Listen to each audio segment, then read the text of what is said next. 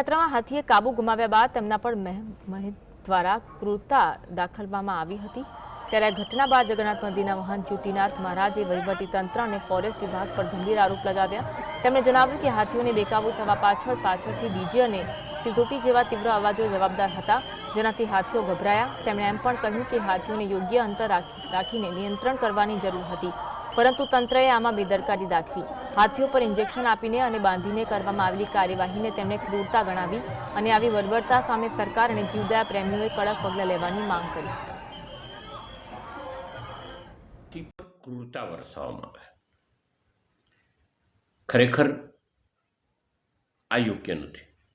તમે જ્યારે હાથીને લઈને નીકળો છો ત્યારે એની પર ક્રૂરતા કેટલી વર્તાવી છે, કારણ કે સતત પાછળ ડીજેના અવાજ અને સિસોટી ને બધું થતું હતું, તો તમારે એ પ્રમાણે ડીજેથી ડિસ્ટન્સ રાખીને ચાલવું જોઈતું હતું પહેલાં તો। બીજી વસ્તુ કે પ્રાણી પ્રેમથી વશ થાય, તમે તો વર્ષોથી એને રાખો છો, આ રીતની ટ્રીટમેન્ટ ન હોય કોઈ દિવસ। સરકારે જીવદયાવાળાએ બધાએ જ એની પર એક્શન લેવા જોઈએ અને ક્યાંય પણ માફ ન